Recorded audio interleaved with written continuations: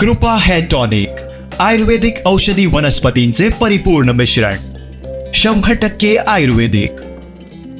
सावंतवाडीत जोरदार पाऊस बरसला. सकाळपासून ढग दाटून आले होते. त्यानंतर दुपारच्या वेळेत पावसानं जोरदार हजेरी लावली.